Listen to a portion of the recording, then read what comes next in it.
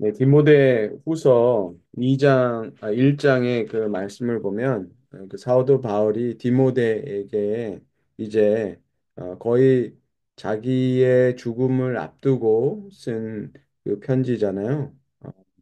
자식에게 해당하면 거의 유언과 같은 말씀이죠. 근데 영적인 그 아들인 디모데에게 이제 자기의 그 사역의 그 막바지에 보내는 정말 그런 유언과 같은 말씀이라고 볼 수 있어요. 그런데 8절의 말씀을 보면 뭐라고 얘기합니까? 너는 내가 우리 주를 증언함과 또는 주를 위하여 갇힌 자 된 나를 부끄러워하지 말고 오직 하나님의 능력을 따라 복음과 함께 고난을 받으라 이렇게 얘기하고 있잖아요. 예, 어, 정말 우리의 인생에 그 삶을 마감할 때 정말 우리는 우리 뭐 자녀들이나 우리 주위에 있는 사람들한테 꼭 이 얘기는 해주고 싶다라는 게 있겠죠. 물론 인생을 후회할 수도 있고 아니면 성공적인 삶, 자기가 만족하는 삶을 살면 어떤 그런 비결이라든지 아니면 자기가 이루지 못했고 자기가 실패하는 것에 대해서 얘기를 해주겠죠. 근데 바울은 그 디모데한테 뭐라고 얘기하냐면 예, 복음과 함께 고난을 받으라 이렇게 얘기합니다. 고난이 뭐 그렇게 좋은 거라고 고난을 받아라 복음을 위해서 고난을 받으라 이게 디모데에게 해주는 다윗의 바울의 그런 유언과 같은 말씀이죠. 근데 보면 하나님의 능력을 따라 복음과 함께 고난을 받아라 이렇게 얘기해요. 이 말씀을 이렇게 보면서 아, 고난을 그 받고 고난을 따라 사는 것도 하나님의 능력이 있으니까 가능한 거구나라는 생각이 들었어요. 그러니까 고난은 우리가 정말 기쁘게 받아들이기 어려운 거잖아요. 우리 삶에 다가오는 여러 가지 힘들고 어려운 일들을 당하면 우리는 그렇게 기쁘지가 않죠. 그런데 바울은 하나님의 능력을 따라서 복음과 함께 고난을 받으라. 왜 이게 하나님의 능력을 얘기할까요? 그 구절에 보면 그 해답이 있어요. 뭐냐면 하나님이 우리를 구원하사 거룩하신 소명으로 부르심은 우리의 행위대로 하심이 아니요 오직 자기의 뜻과 영원 전부터 그리스도 예수 안에서 우리에게 주신 은혜대로 하심이라. 뭐냐면 우리가 구원받은 것도 우리가 어떤 선한 행위를 하고 그런 것 때문에 하나님께서 우리에게 뭔가 이게 점수를 주셔서 크레딧을 주셔가지고 구원을 받았다는 게 아니죠. 우리 구원조차도 주님께서 은혜로 시작해 주셨다는 거죠. 우리가 선한 사람이고 뭔가 착한 일을 많이 했기 때문에 우리를 구원해 주신 게 아니라 예수 그리스도의 은혜대로 우리를 구원하셨다는 거죠. 우리가 죄인 되었을 때, 그렇죠?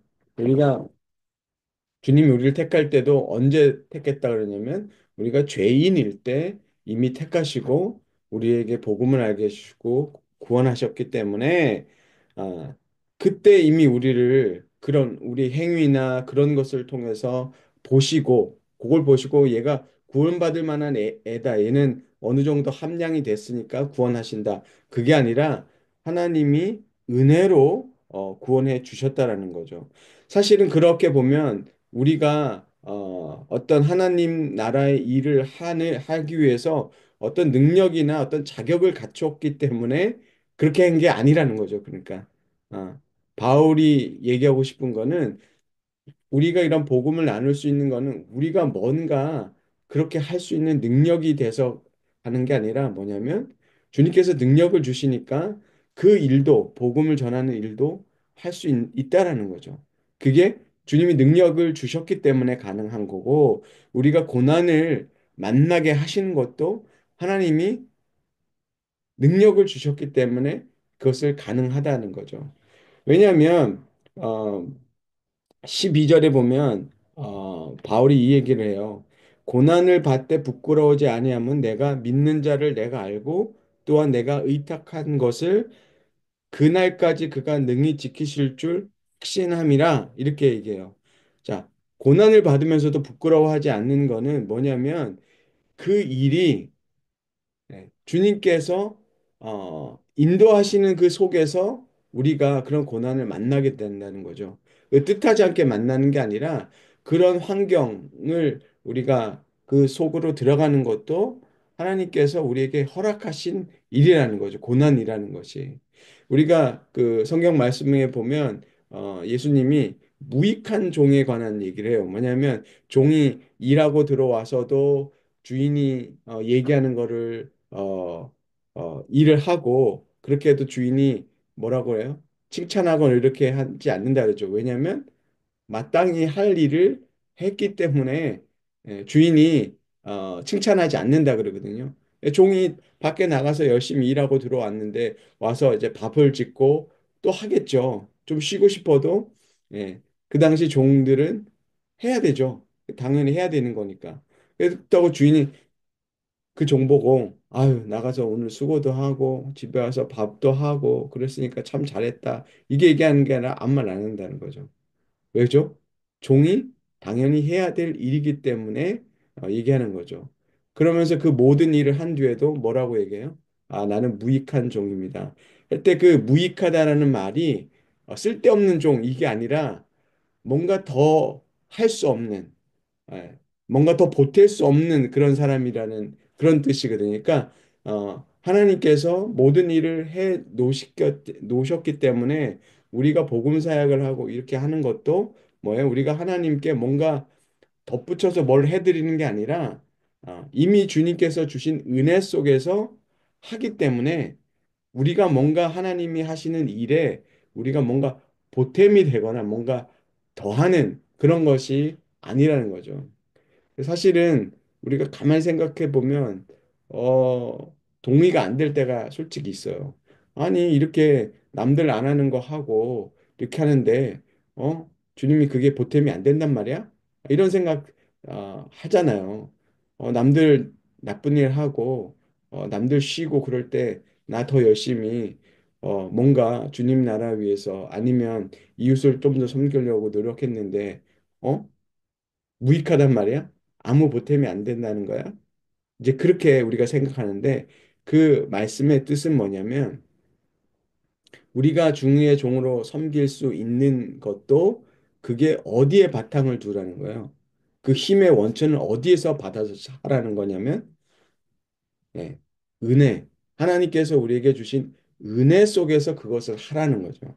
약간 좀 달라요. 근데 그 은혜가 없이 뭔가를 하려고 그러면 우리는 그 마음이 생기는 거죠.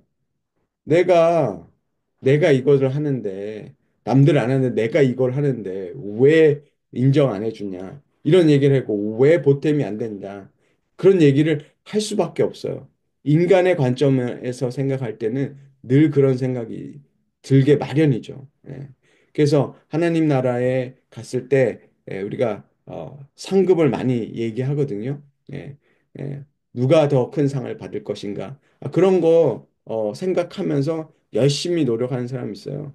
그러니까 교회를 열심히 섬기고 뭔가 열심히 일을 하는 이유가 뭐냐면 내가 하늘나라에서 상이 더 많다. 그러니까 무슨 생각을 하는 거냐면 내가 열심히 사역하는 이유가 뭐냐면 내가 천국에 가면 나보다 덜 열심히 하는 사람보다 더 높은 위치에 가고 더 나은 어떤 그런 지위를 누려야지.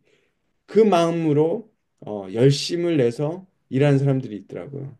그래서 어, 하늘나라에 가면 계급이 또 다른 계급이 있다는 거죠. 그래서 내가 더 높은 계급에 가기 위해서. 그러니까 이 세상에서 살아서 열심히 살면 더 높은 지위 차지하고 그런 것을 천국에 가서도 똑같이 이 세상처럼 그렇게 된다라고 믿는 사람들도 적지 않습니다. 그래서 제가 은혜에서 우리가 하나님 나라의 하나님 나라를 물려받지 않느냐 자녀로서 그러니까 모든 게 하나님 나라의 것이 우리의 것이다. 우리가 예수님과 함께 하는 나라를 전체를 유업을 받기 때문에 말씀에 그렇게 쓰여 있다. 그렇기 때문에 우리가 열심히 하는 것은 그렇게 더 높은 지위에 올라오고 뭐 좋은 상급을 다른 사람들보다 더 많이 누리기 위해서라고 생각하는 사람들한테 그런 말씀을 했을 때 한 그 사역자는 저의 말에 동의가 안 된대요. 너무 자기가 열심히 지금까지 다른 사람들보다 열심히 사역한 이유는 내가 하늘나라에서 상을 더 많이 받기 위한 건데 제가 이 말을 한 게 너무 기분이 나쁘다고 성경 공부를 딱 안 들어오더라고요. 그런 분들도 있어요. 그 왜 그런 일이 벌어지냐면 이 모든 것이 주님이 주시는 사랑과 그 은혜 속에서 시작했기 때문에 우리가 주님의 일을 하는 거죠. 그래서 원래 주님이 이런 것을 하기 위해서 우리를 부르셨기 때문에 우리는 순종해서 하는 거기 때문에 그리고 그것을 할 수 있는 힘도 주님이 주셨기 때문에 뭐죠? 우리는 사실은 주님이 하려고 하신 일에 더 할 게 없다라는 뜻이죠. 이해가 되셨으면 좋겠는데 제 말이 표현이 어떤지 모르겠어요. 그래서 우리가 고난을 받을 때도 어떤 거요? 아, 하나님이 이것을 우리가 감당할 수 있는 뭘 주셨다는 거예요. 하나님의 능력까지 이미 주셨다는 거죠. 그러니까 우리가 고난을 만날 것을 두려워할 필요가 없다는 거죠. 그러니까 바울 선생님께서 지금 여기 앞에서도 그래서 7절에 보면 하나님이 우리에게 주신 것은 두려워하는 마음이 아니요 오직 능력과 사랑과 절제하는 마음이니 이런 말씀하셨으니까 두려워하지 말라는 거죠. 우리가 어떤 어려움을 만날 거를 미리 염려하고 두려워하지 말라는 거죠. 그런 일을 만약에 만난다고 해도 그것을 누가 해주신다는 거예요? 하나님이 능력을 주신다는 거죠. 우리가 은혜로 다 감당하게 됐다는 거죠. 그러니까 우리가 하나님의 자녀가 됐다라는 거는 우리가 이 세상에서 어떤 어려움을 만나도 반드시 어떠는 거예요. 그 구원을 이루게 하시고 하나님이 우리를 계획하신 대로 잘하게 하시고 우리가 하나님께서 기뻐하신 그 뜻대로 이 땅의 삶을 어떻게 해요? 완성할 수 있게끔 주님께서 인도해 주신다는 거죠. 주님께서 시작하셨고 우리 인생에 우리의 믿음의 여정을 하나님이 시작하셨고 그 끝도 누가 완결시킨다는 거예요. 하나님께서 완성시키신다는 거죠. 그래서 사도 바울이 그 로마서에도 8장에 34절의 말씀, 35절 말씀 볼까요? 누가 정죄하려 죽으실 뿐 아니라 다시 살아나신 이는 그리스도 예수시니 그는 하나님 우편에 계신 자요 우리를 위하여 간구하시는 자신이라. 네. 주님께서 우리를 위해서 죽으셨고 이제 부활하셔서 하나님 우편에서 우리를 위하여 뭐 하신다고요? 기도하신다고요. 예. 우리를 위해서 죽으실 뿐 아니라 이제 하나님 우편에서 우리를 위해서 간구해 주신다고요. 우리 편이 되셔서 우리를 위해서 주님 하나님 아버지께 기도해 주시는 분인데 우리가 이것을 실패할 수 있겠습니까? 우리의 믿음의 여정을 절대 실패할 수 없다는 거죠. 우리는 그래서 그 주님 손에 있기 때문에 우리는 이 세상의 믿음의 삶을 절대로 어떻게 해요? 실패하거나 구원을 잃지 않는다는 거죠. 왜요? 주님이 우리를 위해서 죽으셔서 죽으시면서까지 우리를 위해 주셨다면 지금 살아서 하나님 옆에서 우편에서 우리를 위해서 기도하신다면 누가 막겠느냐는 거죠. 그래서 35절에 그거 얘기하죠. 누가 우리를 그리스도의 사랑해서 끊으리요. 이 얘기를 하는 거예요. 예. 아무도 그렇게 할 수 없다는 거죠. 예수님이 부활하신 주님이 아버지 우편에서 모든 권세를 가지시고 아버지께 간구하고 있는데 우리의 구원이 어떻게 끊어질 수 있겠느냐 그런 거죠. 그러니까 두려워하지 말라는 거죠. 우리 안에 어려움이 찾아올 때 우리에게 그렇게 얘기했죠. 아, 나는 이걸 할 수 없어. 나는 이걸 통과할 수 없어가 아니라 우리 마음에 그걸 해야 되죠. 예, 주님이 시작하셨으니까 주님께서 끝나게 해주신다. 그럴 뿐만 아니라 그래서 바울 선생님이 뭐라고 그랬어요? 그래서 우리가 그 사랑에서 그리스도의 사랑에서 우리를 끊을 자가 없다는 거죠. 그래서 환난이나 곤고나 박해나 기근이나 적신이나 위험이나 칼이냐 이런 이 세상에 우리를 위협하는 생명을 위협하는 그런 것들이 우리를 예수 그리스도 안에서 끊을 수가 없다라는 거죠. 그럴 뿐만 아니라 우리를 뭐요? 넉넉히 이기는 사람이 된다라는 거죠. 이게 하나님의 자녀의 특권인 거죠. 반드시 우리는 실패하고 끝나는 것이 아니라 승리하게 된다. 이 땅에서 승리하는 삶. 이 땅에서 승리하는 삶의 모양이 어떤 모양일 것 같으세요? 저는 우리가 예수님의 사랑 안에서 그 믿음 안에서 우리가 이 세상을 살아가는 것. 이런 어려움이 있어도 더 주님의 뜻을 생각하고 주님 더 가까이 하는 그 삶. 그게 우리의 승리하는 삶인 거죠. 예수 그리스도를 닮아가는 그 삶을 살아가면서 그 믿음과 사랑 안에서 주님께서 우리를 이끌어 가시고 완성하실 거다라는 그 믿음을 가지고 우리가 이 땅을 끝까지 살아내는 것, 그게 우리에게 뭡니까? 승리하는 삶이라는 거죠.